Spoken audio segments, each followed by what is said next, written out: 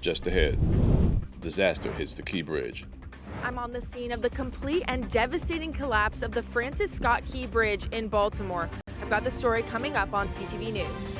Plus, hundreds rally at the Supreme Court for reproductive rights. We had freedom. We could go wherever we wanted to get an abortion, and now we're restricted.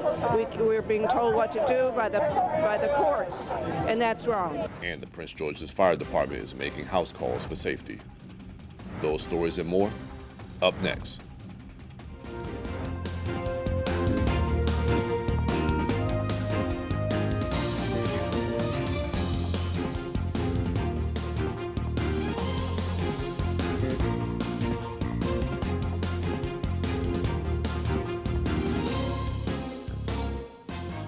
Good evening. This is CTV News for March 26th. I'm Katara Jones. And I'm Patricia Vallone. Thank you for joining us. Well, in a matter of moments, the Francis Scott Key Bridge in Baltimore completely collapsed minutes after a nearby cargo ship sent out Mayday alerts and warned of a possible collision. Mariah Jalad is at the scene where rescue efforts have been going all day. It happened around 1:30 this morning when a cargo ship collided with the bridge, setting off a complete collapse that plunged multiple vehicles into the water. Officials are still searching for at least 6 people, and the emergency response has rescued 2 people from the 50-foot deep water. The Baltimore fire chief says one of those people is in very serious condition.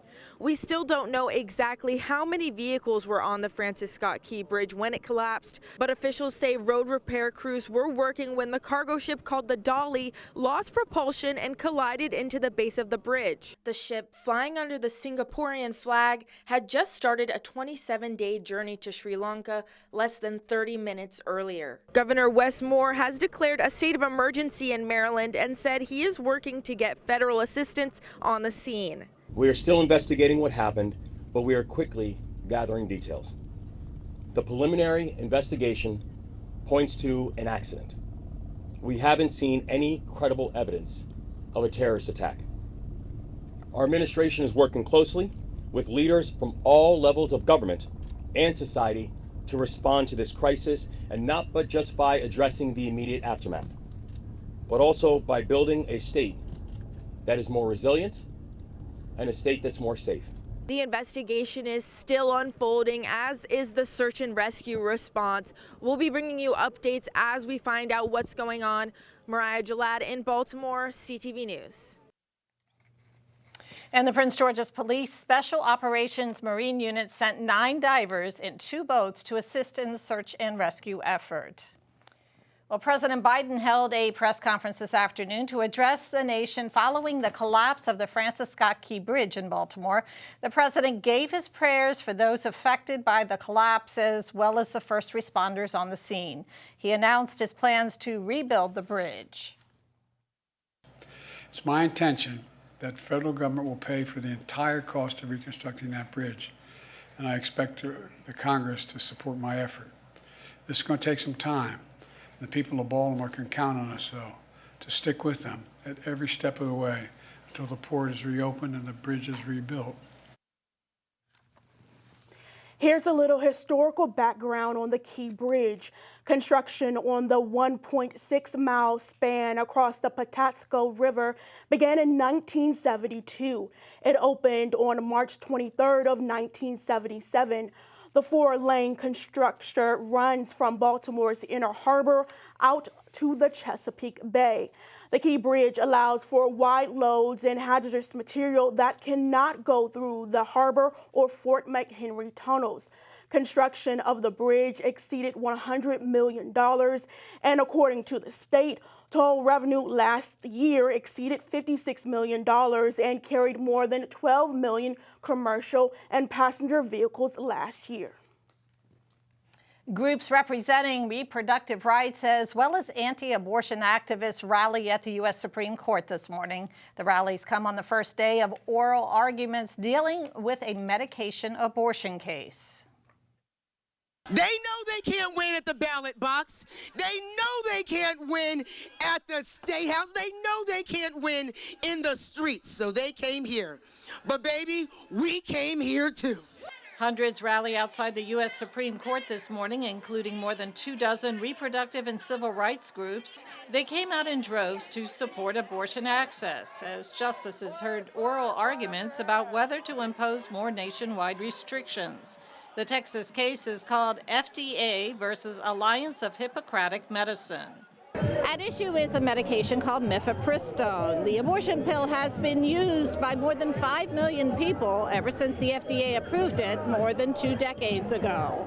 People need abortion care. It doesn't matter if it's legal, it doesn't matter if it's illegal. People have always needed care. And what we want to do is make sure people are getting safe, accessible, legal care. We are going to be there no matter what. Dr. Cheryl Hamlin performed abortions in Mississippi and Alabama just prior to Roe v. Wade being overturned. She now works in Massachusetts. So the end result is that people come in at later gestational ages. It's more expensive, they travel longer distances, it's more disruptive to their families and their jobs, and it's usually the people that can afford that the least. A much smaller anti-abortion crowd also rallied in front of the Supreme Court this morning, and at times it got heated. I hope you think about all the babies that are in our sewer system right now. Abortion is murder! As a Democrat, and as a Democrat who is pro-life, I think that we need to, number one, ban abortion and stop the killing of human beings across the nation. And number two, as a Democrat, I think that we need to step up. My mother is a single mother. She raised me and my sister alone by herself in rural Appalachia. And I think that we need to stand up for mothers, and we need to provide educational support, provide support for housing and food and stuff like that. The board of drugs that they're trying to send through the mail are appalling, and there's absolutely no reason that they need to be sent through the mail. Every person that is conceived has the right to live. But not everyone of faith shares the same ideology. So we're here to combat the narrative that people of faith are 100% anti-choice, because we strongly believe that when it comes down to reproductive health care, that's a decision that should be made between the pregnant person and the pregnant person's doctor. My sister got pregnant, had a miscarriage after abortion was banned in her state. Dr. Sofia Mayanovich asked to see our credentials before speaking with us because she says she's gotten death threats for speaking out about the issue. If we're being forced to have children, especially when we're kept in poverty, our children are also being taken from us, and this is a practice that never stopped since colonization happened. They've always been taking our children and then taking our family autonomy away as well. And a decision in this case is expected by the end of June, right smack in the middle of the 2024 election campaign. A fire ripped through an apartment building in Bowie yesterday, displacing several residents. Firefighters were called to the 15,000 block of Everglade Lane Monday afternoon. What we now know is that the fire started on the balcony and spread to the entire roof of the building. Officials say fire crews rescued 4 residents using a ladder and several animals. One woman was taken to the hospital for smoke inhalation. This is a smoke detector and sprinklered, as most multifamily occupancies are. So as far as we know, the sprinkler system and everything was working well. However, there's no sprinklers up in the roof, which caused the roof to burn. Make sure they keep any cooking stuff 25 feet from their building. Just be cautious of what you do on your balcony, because it does affect other people that you live with. The cause of the fire is still under investigation.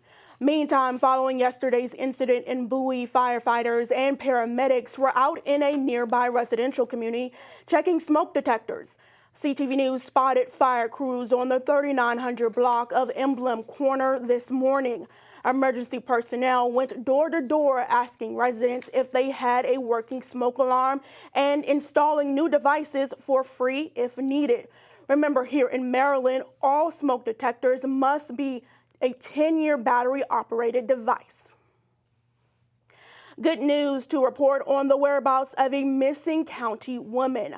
23-year-old Uchichi Nkim Dirim, who was reported missing back on March 18th, has been safely found.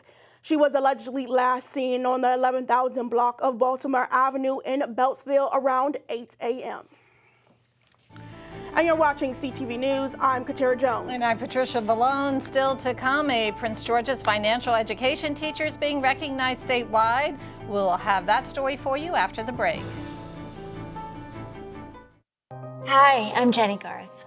I've loved and cared for rescue animals since I was a little girl growing up on a farm in Illinois. My pets have always been some of the most important members of my family. My friends at American Humane have been helping animals for over 140 years. Adopting an animal in need can help save a life and add a new member to your family. Since 1981, American Humane has celebrated Adopt a Dog Month each October in an effort to help the estimated 3 to 4 million animals waiting in shelters every year to get the loving, forever home that they deserve. I urge you to consider fostering or adopting a shelter pet and to support the noble mission of American Humane. Together, we can make a significant difference in the lives of these loving creatures. For more information, please check out AmericanHumane.org. Welcome back. It's springtime and the warmer weather means trees and plants are in bloom. And for people with allergies these days, it can be miserable. Whether it's dust, mites, mold, spores, or pollen from grass, trees, weeds, and flowers, more than 100 million people across the country suffer from allergies. Here are a few tips to help you this allergy season. You try to avoid opening your windows during high pollen seasons to make outdoor allergens then become indoor allergens. Kind of in that same vein, you want to make sure, like, if you're out and about in a very busy, if you're out and about during the day and then coming home, almost immediately changing your clothes into something that hasn't been exposed to the allergens will also reduce your symptoms just because you're physically removing the trigger. And so when we think about the first step for allergy treatment, it is mostly removing or avoidance of whatever the trigger is. Dr. Boltman says that you can use over-the-counter medicine such as antihistamines and decongestants to help relieve your allergy symptoms. The state's prescription drug board is looking at a number of treatments that could be eligible for cost review. Those reviews could lead to lower drug prices. The Prescription Affordability Board is looking at 8 name brand drugs that treat a variety of ailments, including diabetes, HIV, ADHD, as well as kidney and heart disease. The board is still weeks away from deciding which drugs will undergo review and whether any of those drugs pose an affordability challenge to consumers. The Mega Millions jackpot has risen to $1.1 billion for today's drawing, making it the 8th largest jackpot ever. The largest jackpot was a $2 billion prize back in 2022. Tomorrow's Powerball jackpot has increased to about $865 million. Since no players have claimed the multi-million-dollar prize since January 1st, the prize pot has continued to grow. Monday's winnings numbers are 7, 11, 19, 53, 68, and a Powerball of 23. Prince George's educator gets accolades for being the top statewide high school teacher in financial education. Susan Bistranson has spent 25 years at Parkdale High School and now teaches financial literacy courses with the Prince George's school system. Last night, Bistranson was one of the winners of the 11th Annual Maryland Financial Education and Capability Awards in Annapolis. Financial literacy, we want kids to know all of the basics. And if you don't understand exactly how investing works, who you should go and ask. So, for example, if you get a paycheck, who is FICA and where does all my money go? So filling out all of the forms, understanding your paycheck, saving money, investing money, using credit wisely, because your credit report is your lifelong report card. And so it's essential that students learn as early as possible that, all of this stuff is important in their lives and they need to manage it and make their money work for them. And the statewide middle school teacher award went to Montgomery County's Nicholas Berludi, who works at Kingsview Middle School. Each winner receives a $1,000 prize.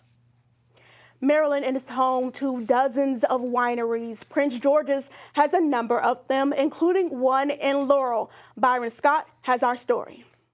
We have the Mayor, which is a Cabernet Sauvignon. We have our Rosé, we have a Pinot Grigio, a Chardonnay, and a Chardonnay. This is the tasting room for Cleopatra Winery and Vineyard in Laurel. So we actually opened up last year. Owner Ifoma Onye says she was 8 years old in Nigeria when she asked her dad about starting a winery. Seeing as this has been my childhood dream, I decided I would do it, just to show that if you set your mind on doing something, no matter what your color is, you can do it. Cleopatra offers 7 different wines. Prices range from $40 to $60 a bottle. It's something that all is are made easy with for you Maryland to kind of... grapes, and Onya says they are all well worth the price. Our wines are so well balanced. The tannins are very well balanced. They're very potent. The tasting room is located at 24 C Street in Laurel. A few miles away on Brooklyn Bridge Road in West Laurel is the actual vineyard. So you're looking at all my babies, all the vines. The first vines were planted May of 2023.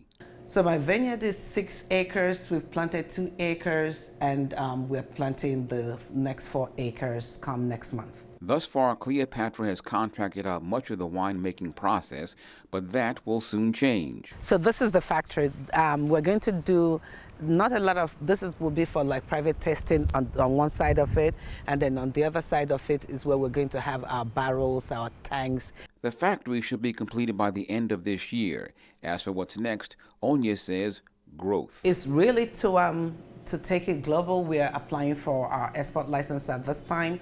We just have shipping contracts finalized, so we're going to be shipping starting in next week. We're going to be shipping to our 42 states in the U.S.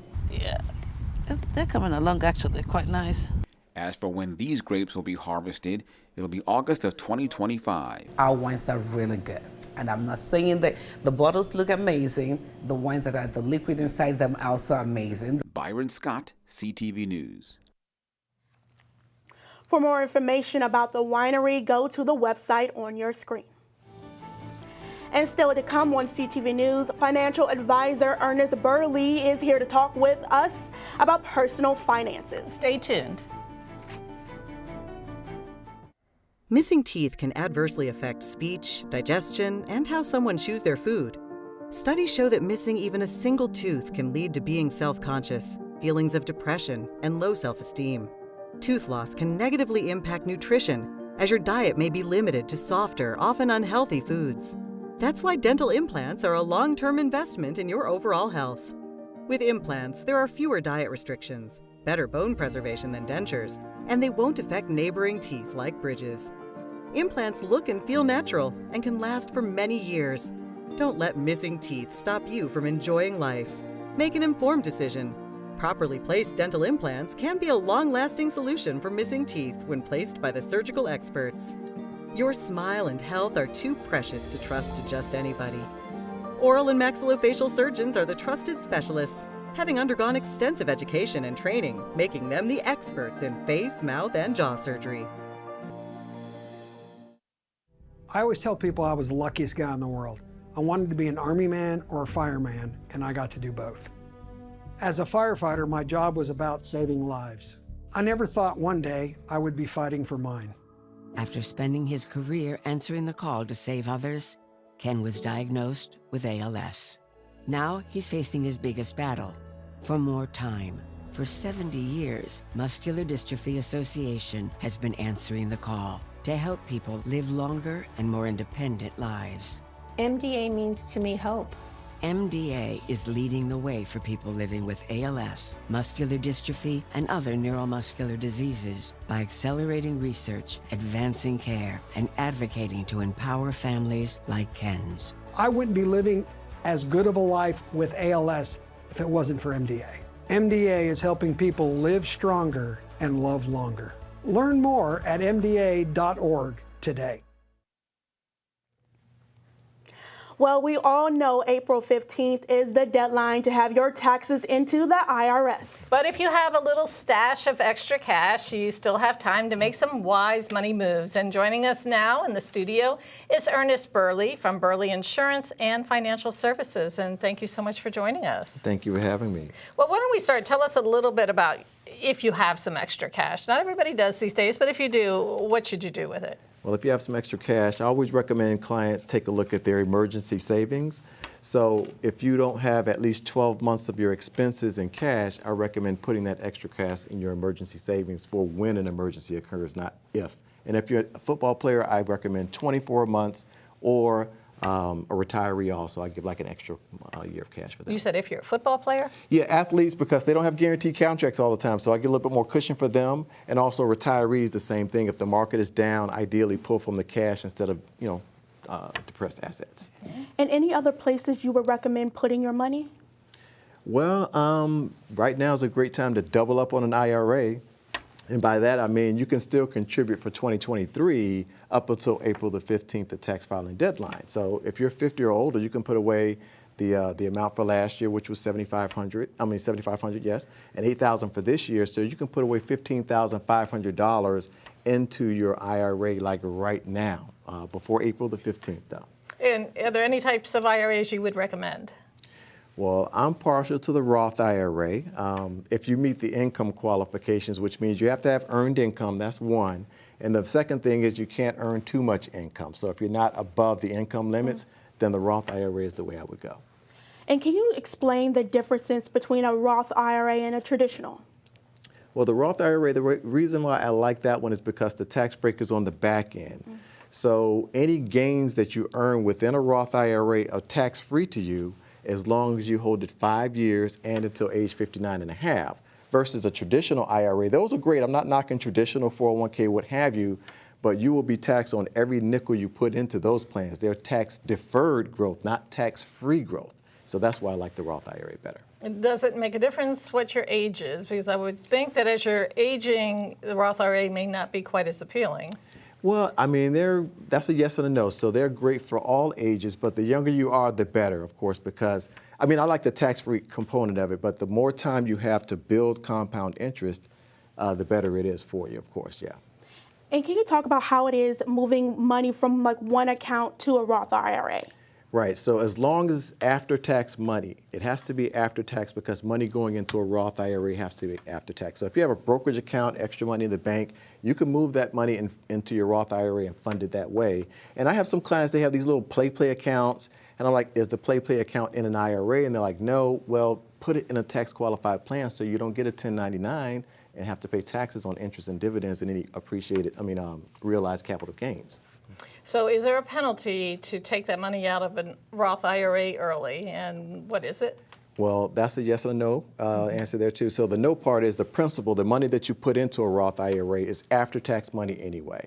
So you can pull that money out without any consequence. But if you go into the gains and you have not held it 5 years and until age 59 and a half, then you're going to pay ordinary income taxes on it and a 10% penalty. So just tap the principal if needed, not the gains until after 5 years and 59 and a half. So if you're young like Katira and you put in $5,000 and you wait until you're 60, you can take whatever your principal out is prior to 60, but after 60 it's open to anything. Right, 59 and a half. Well, she put in $5,000, that's her principal. That's the most you can get out before then without being penalized because that's after-tax money anyway.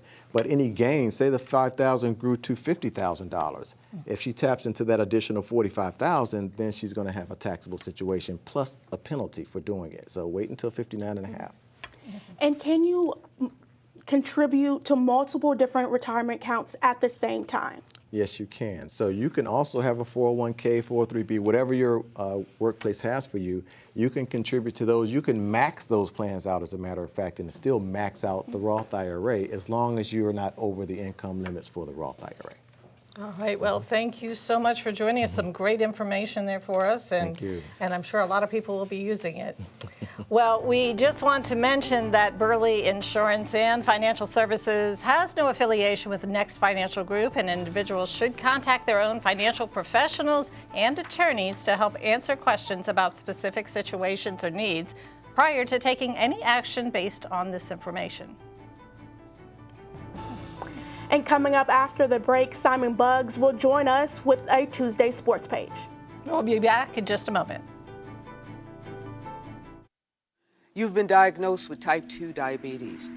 You have to carefully monitor your health for the rest of your life, and you have an increased risk of developing cardiovascular disease. Cut. Type 2, take 2. Action. You've been diagnosed with a new purpose, to fight for the amazing life you made for yourself, to look that risk of heart disease square in the face and say, no, not me. You've been given a new opportunity to live. Get started at NoDiabetesByHeart.org. Did you know that wherever it can rain or snow, it can flood? Spring weather can be unpredictable, and as snow and ice melts, it can turn into a messy problem, including unexpected flooding. Just 1 inch of water can cause more than $25,000 in damage to your home.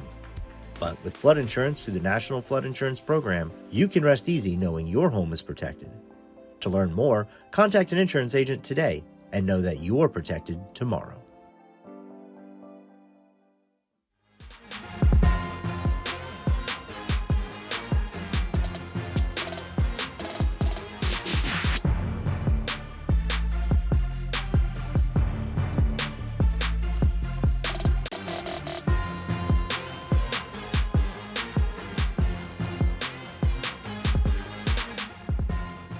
Hey there, sports fans. We begin today's sports page with some highlights from the world of high school baseball.